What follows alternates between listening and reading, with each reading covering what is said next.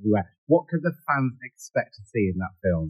So really, it's kind of a combination of what I used to do these things called secret sessions, where I would invite fans to my house, play them the record before it came out, and I'd explain sort of inspirations behind different parts of songs or why I wrote things a certain way before I would play each song. So I kind of give them an inside scoop into what went into writing this particular song, then I'd play it. So it's a combination of that, and it's a music video debut. So it's a premiere of a brand new music video that you can only see in theaters. It's not going to go online immediately. So it's like, I don't know, I was shooting the video and I was directing it, and my camera operator, Colin, said, like, it's a shame that this isn't going to be seen on like a big screen. It's such a massive production. And I just was like, you're right. Yeah. Thanks, Colin. And so we kind of took that moment, and I was like, we've got to figure out something that's more illuminating into the album process, because a music video lasts for 3.5 minutes, right? So I was like, let's build it out and create sort of like a secret session / like making of the music video. And it's kind of like an opportunity for fans to get together, listen through to the new music, like have me explain what I wrote it about, and also see a brand new music video and behind the scenes content of how we made the music video. Right. It's brilliant. I mean, everyone's going to love that. And also what's exciting about the new album is you're back together working with Max Martin. Yes. Who you worked with on the incredible 1989 album, one of my favorite albums of all time. Oh, thank you. Has it got a similar vibe? And we have been lucky enough to listen to some tracks already before we met you. I mean, what do you think? I think it's pretty different from 1989.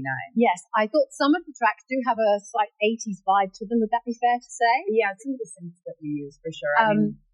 Sorry, I'm interrupting. No, you're right. I was agreeing with you. I loved the songs. I thought also, because you're very famous, of course, for writing from the heart. Things like Wish List I found very It's emotional. amazing. Oh, thank you. Oh, that one. I'm really happy that you like that one. Yeah. Because that was like the one that made me know we were done with the record. Oh, As soon as we finished that song, I was like, boys, we're done. Desperate to ask you a question, which is, how do you know when you're done with an album? How do you know? Well, with this album, I was very specific about the vision for it being a short, concise, like almost like in my mind, I had like the perfect album as a idea, right? Like perfection is unattainable. We know that conceptually, it's like a problematic thing to think about perfect, but I meant perfect in the idea of like each song has a place. It can't be swapped out with anything else. It fits perfectly together, right? So that's when I knew that we had made, in my mind, the perfect album for this moment in my life, was when we wrote Wishlist, because it really does get me too. Like it's really emotional. It's a very accurate stance on where I'm at in life, and like so I just, it was a feeling. It was a feeling of like, we're done now. I've written very sprawling albums before where I just couldn't stop writing. And there's something to that too, if that's the project you're making, but this was not that. You are unstoppable. I mean, when do you find the time? You've had the Eras tour, broke all kinds of records, and then you come out with this. I mean, when do you write? So this was happening at the same time as the Eras tour. When I was on tour in Europe last summer. It was the point in the tour where we had so many shows so frequently. I was getting sick a lot. I was always like physically sore, but I had reached the point in the show where I could do it muscle memory. Right. So I needed something to wake my brain back up.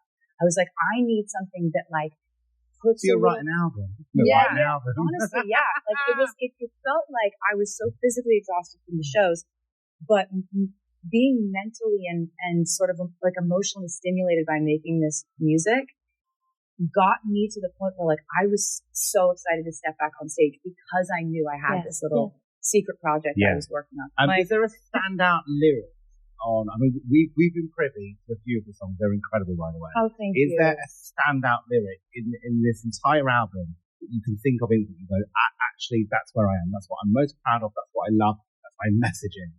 Weirdly, like there are lines that I think represent the way I write songs. Like it's not something that I think represents like who I am as a person, because this is very much a song that's written in character. It's a song called Father Figure, where the first line of the second verse says, I pay the check before it kisses the mahogany grain. And I'm like, that's my favorite type of writing, right? Where you have to think about, wait, what do those words mean? Oh, somebody got the bill before it hit the table, but we say, kisses the mahogany grain. I'm like, okay, that's my favorite type of stuff to write. But there are some lines in the song, The Life of the Showgirl, that are very much sort of like the manifesto of how I've had to operate within this industry. It's a song about meeting one of your sort of idols, and they, instead of being what you thought they would be, they warn you against following in their footsteps, because they just want to be honest with you about how hard this industry is, and you do it anyway.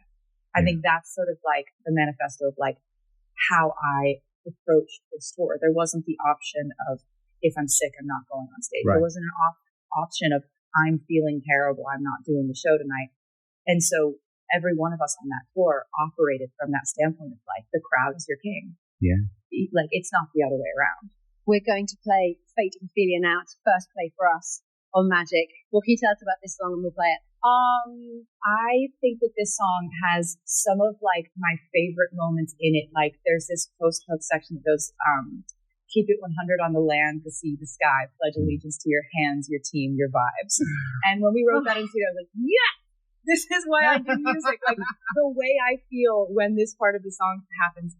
This is a song about feeling for a long time like you might have met a similar fate to Ophelia, who was driven mad over the years slowly by love. And instead, she, I kind of give her a little bit of we reference her fate, but we talk about sort of someone saving you from that fate, and like how euphoric that feels to look at maybe your past experiences with heartbreak and feel that you've been like rescued from that by this fortuitous turn of events where you ended up finding a person that changed that for you.